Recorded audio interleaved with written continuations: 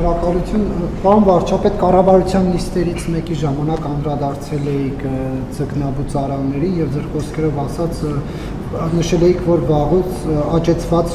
ձուկ չեք օգտագործում։ Եթե Ռուսաստանի կողմից այս արգելքը չլիներ, դուք այս խնդրի մասին կբարձրաձայնեք, դուք երբ վանից գիտեիք, որ այդ ձկնաբուծարանները ստանդարտներին չեն համապատասխանում եւ եթե գիտեիք, ինչ քայլեր եք ձեռնարկել, թե քանի դեռ վաճառվում էր, դրա մասին խոսելու կարիք չկար։ Միացյալ Նահանգների նախագահը Իրանին, այսպես ասած, տնտեսական պատերազմ է հայտարարել։ Կառավարության հնգամյա ծրագրում կարդացի, որ Իրանի հետ պատրաստվում եք խորացնել հարաբերություններն էլ ավելի։ Սա Միացյալ Նահանգների հետ էլ կար նաև հարաբերությունները խորացնելու կետ։ Այստեղ հակասություն կա, թե չէ, Միացյալ Նահանգների այս որոշումը հայ-իրանական հարաբերությունների վրա ինչ ազդեցություն կունենա։ Եվ մոդուլային ատոմակայանների հետ կապված արդեն Հայաստանի կառավարությունը որոշում ունի, թե չէ, որ երկրի հետ եք վերջնական համագործակցելու դրանք կառուցելու համար։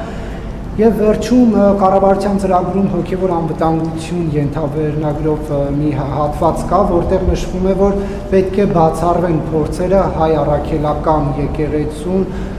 արտաքին հիբրիդային պատերազմի հենակետ դառնալու հետ կապված փորձերը, կխնդրեմ հստակ ասել արտաքին որ ուժն է փորձում եկեղեցին հիբրիդային պատերազմի մեջ ներգրավել։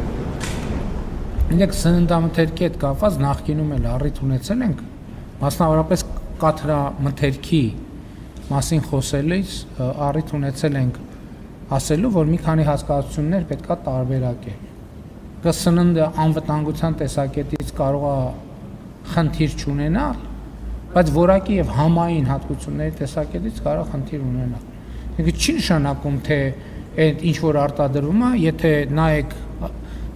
կամ հետաքրքիր լինի արխիվում նայեք նախքին, նույն թթվասերի հետ կապված այդ հարցերը եւ մենք երբ որ արծարծել ենք, մենք դրա մասին ասել ենք, չի նշանակում, թե ինչ որ վաճառվում է, դա մարդու համար վտանգավոր է։ Որտեւ այդ հարցադրումը էլի արվում է, բա որ տենց է, ինչ եք թողում վաճառել։ Չի նշանակում, թե մարդու համար վտանգավոր է։ Խոսքը ուրիշ բանի մասին է։ Խոսքը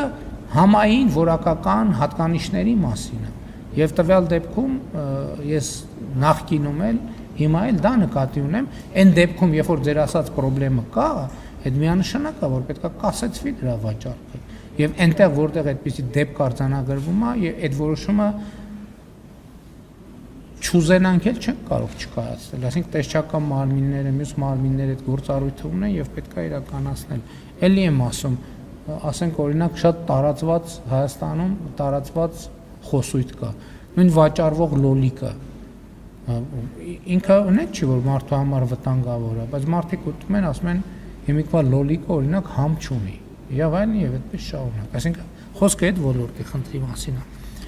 Միացյալ Նահանգների եւ Իրանի հետ կապված իրադրությամբ բնականաբար մենք շատ անհանգստացած ենք եւ մենք նաեւ այդ թեմայի վերաբերյալ շատ սերտ աշխատում ենք եւ Միացյալ Նահանգների եւ Իրանի Իսլամական Հանրապետության հետ եւ մեր ցանկությունն այն է, որ այս իրադրությունը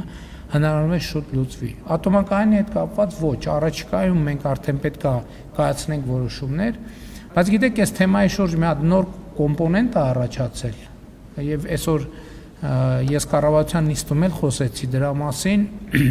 չգիտեմ դուք այդ տեսակետից ընկալեցիք թե չէ կամ լսել եք թե չէ, տեսեք ինչ կա, մենք մեր էներգետիկ ռազմավարությունը պետք է նորից վերանայենք, որովհետև հիմա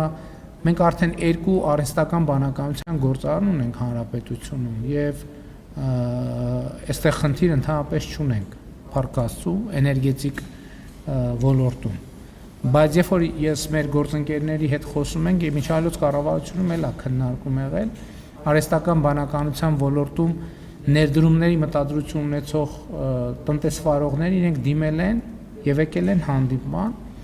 եւ իրանք ինչ հարց են բարձրացրել, իրանք ասել են, որ այն ծրագրերը, որոնք ունեն, որ իրանք հիմա պատրաստվում են իրականացնել, մեր էներգետիկ ոլորտի կարողություններն ու ռազմավարությունները չեն բռնում։ Այն իմաստով, որ մենք շատ արագ կարող է էլեկտրաէներգիայի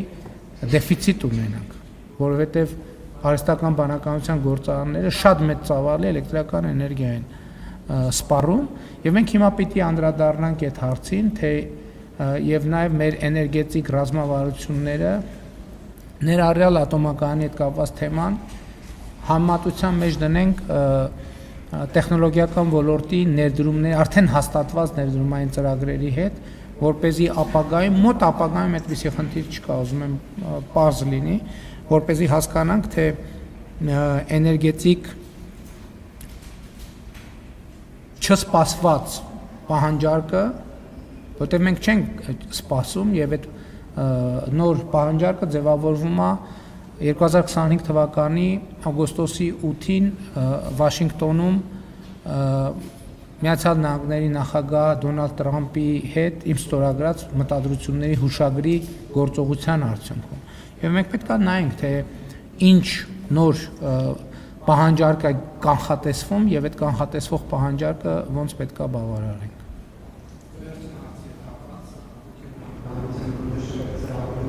Ոգևոր Ես դες ասեմ, որ առաջիկայում մենք կունենանք զեկույց,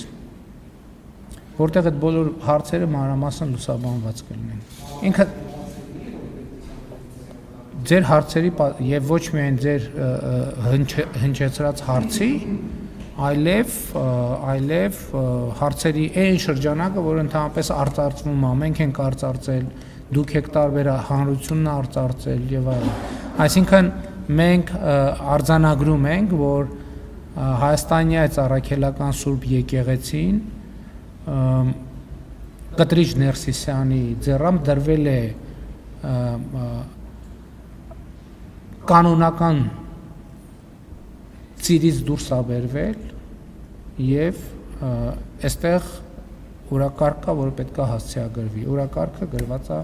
նախընտրական ծրագրում եւ կառավարության ծրագրում։